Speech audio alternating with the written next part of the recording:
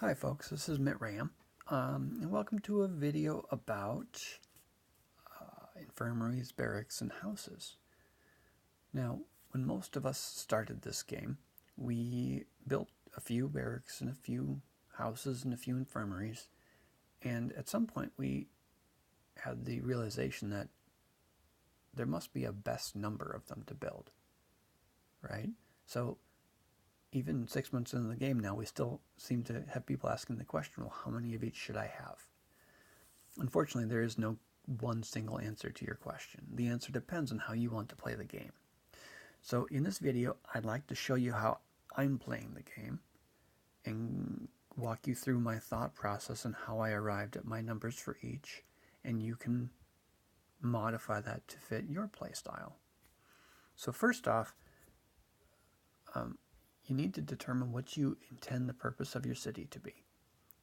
Is the purpose of your city to trap and defend and take some losses from time to time that you're going to have to heal? Or is the purpose of your city to produce a lot of silver? Or is the purpose of your city to produce a lot of troops? What's the purpose of your city? And once you've determined that, you have to make sure that you understand the purpose of these three different buildings: your infirmaries, your houses, and your barracks. And you will notice among my 15 plots of land, I currently have only one barrack. So let me explain why. These purposes, these buildings, my barrack has the purpose, the sole purpose, of determining how many troops I can train at one time. It does not affect the speed, it doesn't affect what types. The only thing the barrack determines is how many troops can I train. Likewise, the infirmary's only purpose is to determine how many troops I can heal at one time. The house has two purposes. Actually, let's grab a level 20 here. The house has two purposes. It produces your silver, and in conjunction with that, it also determines the capacity on your silver before it stops producing. But its second purpose, which I feel is more important, but they're both really important, its second purpose is to speed up the training of your troops. Right? Notice when this house becomes level 21, it offers a 25% training speed up. Now, it's not exactly 25% off the time that it takes. The formula is a little more complicated than that. But the big idea is that it's making your troops come out faster. So, for my city, I want my city to be able to produce lots of troops quickly. I don't intend to defend very often. And if I do end up defending, I don't intend to take a full 262,000 troop march, at least not yet. That might change later, and I might change the layout of my city a little bit. But for now, I have only one barrack because this one level 21 barrack lets me train 1,250 troops at one time. With the current number of houses and my research, and at the current rate that my troops train, that one barrack gives me a queue of T4, which I started somewhat recently, that takes about 14 hours to train.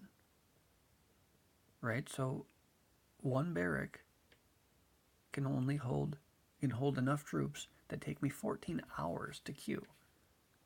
If I had a second barrack, it would take twice as long to produce twice as many troops.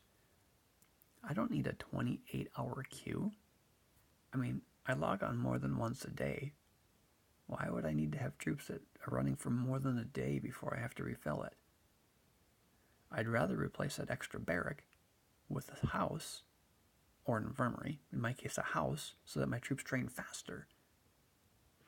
Now, I'm aware that as I increase the levels of the rest of these houses, my troops will train faster and faster and faster. And it may come to the point where that those 1,250 T4 come out of there in under 8 hours, in under whatever amount of time that I spend between logins. And if that were the case, then I would probably want another barrack, or I would probably finish upgrading my barrack first to level 21, which is going to double my queue and my time. So I don't think that I'm ever going to want a second barrack unless I was producing tons of T1, right? Sorry. With one barrack producing 1,250 troops, T1 are currently taking me about 2 hours. So I need to log on every 2 hours to keep training T1s. I'm currently doing that when I'm on frequently, and then if I'm not going to be on for a while, I start a batch of T4. But depending on your playstyle, that may be a factor in how many barracks you want to have. A little harder question to answer is, how many infirmaries do you need? Now, a level 21 infirmary is going to hold 20,000 troops. It's going to let you heal 20,000 troops that are killed in your city. Your own troops that are killed in your city. Right? You can't heal your troops that are killed anywhere else. So, if you're going to take a hit at home, how many troops do you think you're going to need to be able to heal? If you take a big hit, you might be looking at having to heal 100, even 200,000 troops. At 20,000 per infirmary, you're looking at 5 to 10 infirmaries. That's pretty much, that's most of, well, half or so of your plots here. You're not making a whole lot of silver anymore. You're not speeding your troops up very fast.